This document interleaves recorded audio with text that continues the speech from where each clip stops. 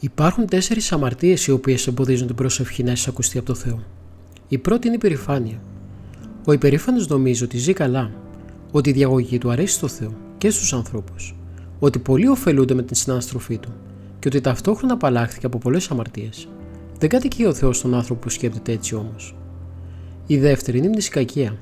Αν κάποιος μνησικακεί εναντίον οποιοδήποτε ανθρώπου, ακόμη και εναντίον εκείνου που τον τύφλωσε, τότε η προσευχή του δεν ανεβαίνει προς το Θεό. Θα είναι πλάνη να πιστέψει πως θα ελέηθεί ή θα συγχωρηθεί ακόμη και αν αναστήσει νεκρούς. Η τρίτη είναι η κατάκριση. Εκείνος που κατακρίνει άνθρωπο αμαρτωλό είναι και αυτός αξιοκατάκριτος, ακόμη και αν θαυματουργεί. Εξάλλου, πολλοί που ήταν πριν ληστές και πόρνοι έγιναν όσιοι και δίκαιοι.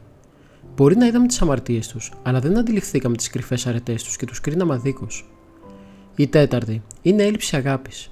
Χωρίς αυτή, καθώς λέει ο Απόστολος, και αν ακόμη λαλήσουμε με αγγελικές γλώσσες, και αν ορθοδοξούμε σε όλα, και αν μετακινούμε όρη, και αν δώσουμε τα υπάρχοντά μας στους φτωχούς, και αν μαρτυρήσουμε, σε τίποτα δεν θα ωφεληθούμε.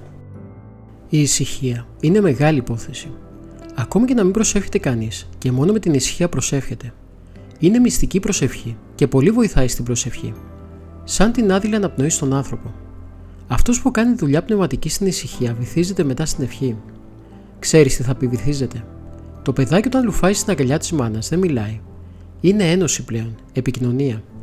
Γι' αυτό, πολύ βοηθάει το μοναστήρι να είναι απομακρυσμένο από τον κόσμο και από αρχαιολογικούς χώρους και κοσμικούς θορύβους και από τους πολλοί ακόμα ανθρώπους.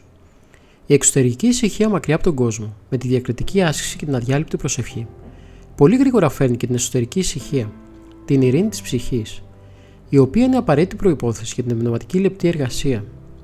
Τότε πια ο άνθρωπος δεν ενοχλείται από την εξωτερική ανησυχία, γιατί στην ουσία μόνο το σώμα βρίσκεται στη γη, ενώ ο νους βρίσκεται στον ουρανό. Συνέχεια παρακαλώ το Θεό να παρουσιάσει σωστούς ανθρώπους χριστιανούς για να βοηθούν τον κόσμο και τους σωστούς να τους κρατήσει χρόνια. Να κάνουμε προσευχή να φωτίσει ο Θεός να βγουν άλλοι, νέοι άνθρωποι, αγνοί και να βγουν μακαβαίοι. Γιατί οι τωρινοί καταστρέφουν τον κόσμο. Οι νεότεροι μπορεί να έχουν απειρία, αλλά δεν έχουν ψευτιά και πονηριά. Να παρακαλούμε λοιπόν να φωτίζει ο Θεός ανθρώπους, όχι μόνο στην Εκκλησία, αλλά και αυτούς που κυβερνούν, να έχουν φόβο Θεού για να μπορέσουν κάτι να πούν. Λίγο, μία φωτισμένη κουβέντα αν πούν, τάκ, αλλάζουν μία κατάσταση. Αν πούν όμως μία ανοησία, μπορεί ολόκληρο το κράτος να τους τσαλακώσουν. Μία άσχημη απόφαση είναι καταστροφή. Δεν είναι μόνο η ηλική δυστυχία που πεινούν, που δυστυχούν οι άνθρωποι.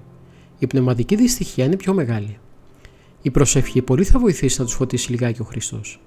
Παίρνει το κατσαβιδάκι ο Χριστός, λίγο ένα στρίψιμο, μια βόλτα πίσω. Και εντάξει, όλοι τακτοποιούνται. Σιγά σιγά όταν ο Θεός φωτίζει μερικούς ανθρώπους, τότε το κακό εξευτελίζεται μόνο του. Γιατί το κακό μόνο του καταστρέφεται. Δεν το καταστρέφει ο Θεός. Τελικά τα πράγματα θα έρθουν στη θέση τους. Βλέπω ότι πολλοί που έχουν μια θέση καταλαβαίνουν, πονούν και αγωνίζονται και ιδιαίτερα το χαίρομαι.